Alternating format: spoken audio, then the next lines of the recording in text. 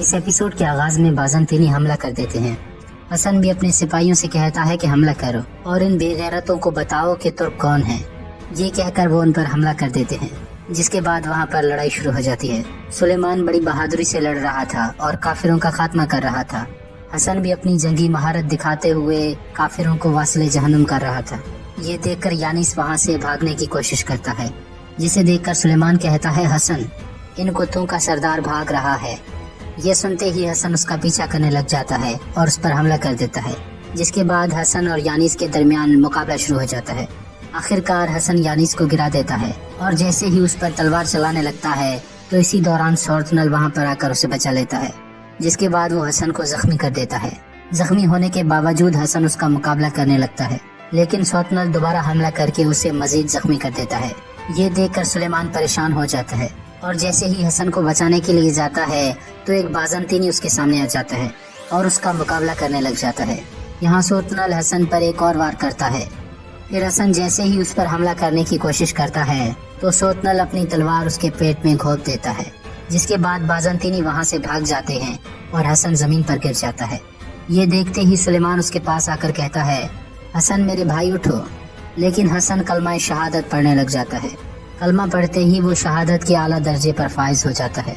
हसन अपने हाथ में वो निशानी थामे हुए था जो उसे जुलेखा ने दिया था।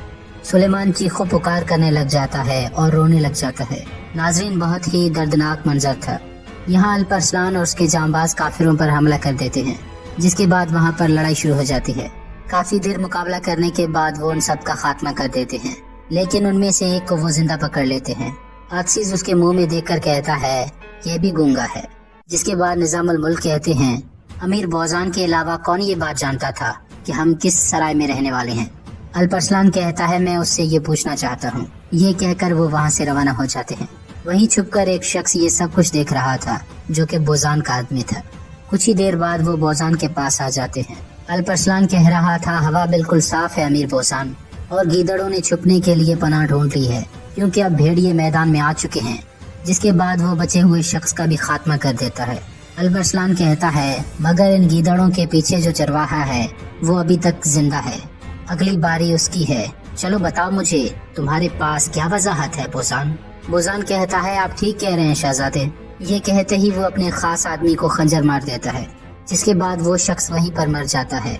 बोजान कहता है, जैसे कि मैंने आपसे वादा किया था, मैंने जरूरी तहकीकात मुकम्मल कर ली। इस गद्दार के कमरे में बाज़ंतीनियों की तरफ से आए चंद खतूत और सल्जूकों के बारे में मालूमात थी। ये कहकर वो कुछ खत दिखाता है।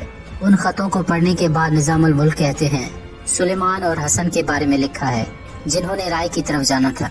इसके बाद बोजान कहता है, जो भी सल्जूकों और गजनवियों के दरमियान अमन की हवा को खराब करने की कोशिश करेगा, चाहे वो मेरा कितना ही करीबी क्यों न हो, मैं उसे मार डालूंगा। लेकिन अगर आपके लिए मेरे अल्फाज और सबूत काफी नहीं तो ये लें तलवार और मेरी गर्दन आपके सामने हाजिर है। मैं गजनी का गद्दार कहलाने से ज्यादा मरने को तरजीह दूंगा।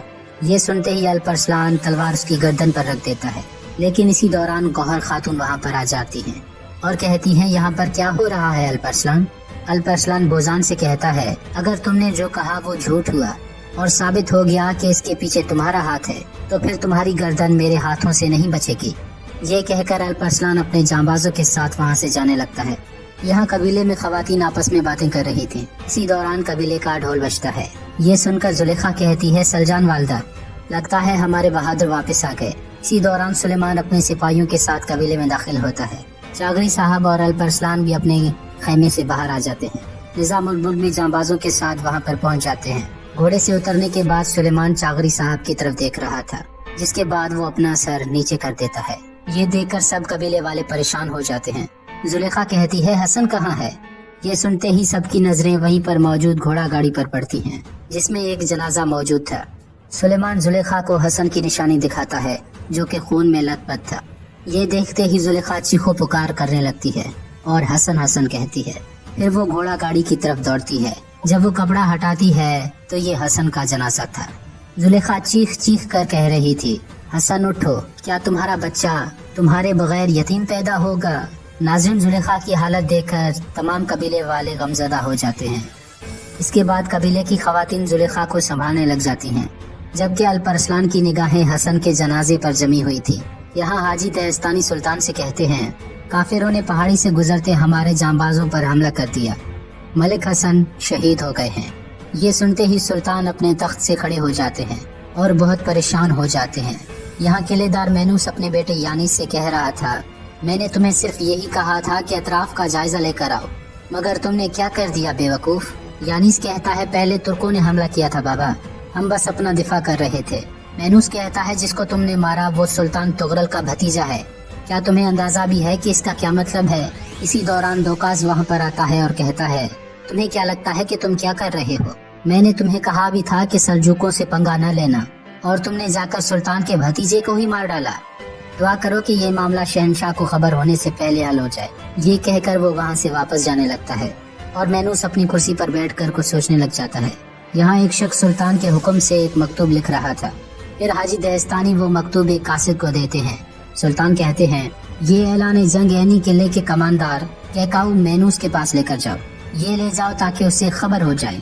मैं अपनी फौज के साथ उसे मारने के लिए आ रहा हूँ। मैं अपने भतीजे हसन का इंतकाम लेने आ रहा हूँ। ये सुनकर कासिद वहाँ से चला जाता है। जिसके बाद कुंदूरी कहता है, मेरे सुल्तान, अब जबकि हम बाज़ंतीनियों की सरजमीन पर धावा बोलने जा रहे हैं, तो आप इब्राहिम येनाल को माफ कर दें और उसे लश्कर की सिपाह सालारी का मौका दें।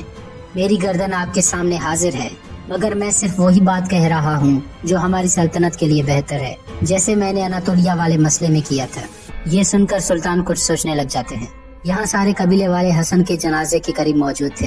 अल्परसलान कहता है, जमीन और आसमान और इनके दरमियान जो कुछ भी है, मैं सब की कसम खाता हूँ, अपने शहीद भाई हसन का बदला लिए बगैर चैन से नहीं रह पाऊंगा, और अगर मैं ऐसा करने में नाकाम हो जाऊं तो मेरी ही तलवार मुझे मार दे और मेरा तीर जो हवाओं को चीरता है मुझे ही चीर डाले। जिसके बाद तमाम सिपाही अपनी तलवारें निकाल कर नारे लगाने लग जाते हैं। यहाँ सुल्तान का कासिद मैनूस के पास पहुँच चुका था। जिसके बाद वो खत पढ़ने लग जाता है। सुल्तान लिखते हैं, मैं सल्जूकी सुल्तान रुकनुद्दीन अबू तालिब मोहम्मद तुगरल हूँ। मैं अल्लाह की कसम खाकर कहता हूँ कि मैं अपने आबाओ अजदाद बिल्की खान के निज़ाम को कायम रखते हुए, जब तक ये आसमान फट जाए और जमीन रेजा रेजा हो जाए, तुम लोगों ने जो हमारा खून बहाया है उसका बदला मैदान में लूंगा। ये सुनकर मैनूस कासिद के पास आ जाता है और खत को मरोड़कर जमीन पर फेंक देता है और कहता है, अपने सुल्तान को बता दो कि हम अपनी फौज के साथ जंग लड़ने के लिए तैयार खड़े हैं।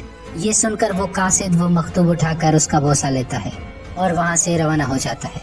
उसके जाने के बाद दोकास दियोजन से कहता है, जॉर्जिया के शहजादे नेपारिता को बता दो कि जल्द अज जल्द वो अपनी फौज जमा करके यहाँ पर आ जाए।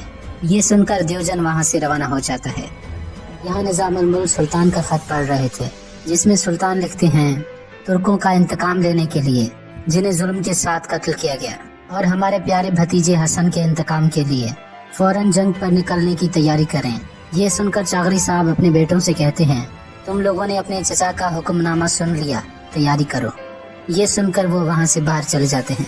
यहाँ एक शख्स किले में पहुँच जाता है, जिसके साथ एक बहुत बड़ा बाज़ंतीनी दस्ता था।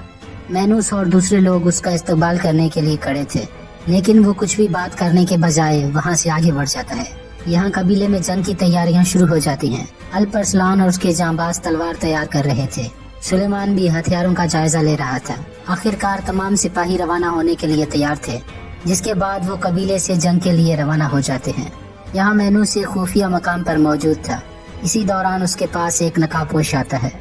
जब वो नकाबपोश अपना चेहरा दिखाता है तो ये बोजान था। जिसके बाद बोजान एक ख्याल देखता है। जब उसका खास आदमी आखिरी सांसों में उससे कह रहा था, आपने मेरे साथ ऐसा क्यों किया? बोजान कहता है, अगर मैं उन लोगों की जुबान न काटूं तो वक्त आने पर मुझे उन लोगों की गर्दन काटनी पड़ती है। इस ख्याल के बाद मैनूस बोजान से कहता है, अमीर बोजान, मेरा पोशीदा खंजर जो अनकरीब सल्जूकों का सीना चीर देगा, खुशामदीद। बोजान कहता है, बहुत शुक्रिया अजीज कैकाऊ मैनूस। दूसरी जानिब इब्राहिम येनाल एक जगह मौजूद था। इसी दौरान उसके पास एक नकाबपोश आता है। जब वो अपना चेहरा दिखाता है तो ये कुंदूरी था। जिसके बाद कुंदूरी येनाल से कहता है, अल्लाह का शुक्र है कि हमारी मुलाकात हुई भाई। इतने अरसे से कबूतरों के जरिए हम एक दूसरे से मुल्की हालात जिक्र करते रहे और उनके बारे में परेशान होते रहे। आज के बाद से आपका कबीला राय का महल है। इसके बाद वो एक ख्याल देखता है, जब कुंदूरी एक कबूतर के जरिए मकतूब भेज रहा था और ये मकतूब उसने इब्राहिम येनाल की तरफ भेजा था।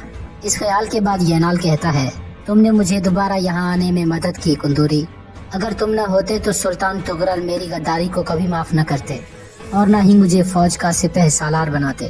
کندوری کہتا ہے یہ تو شروعات ہے، جب آپ دوبارہ اپنی طاقت کے جوہر دکھائیں گے تو آپ مستقبل کے جانشین بلکہ سلطان بننے کے بہت قریب پہنچ جائیں گے۔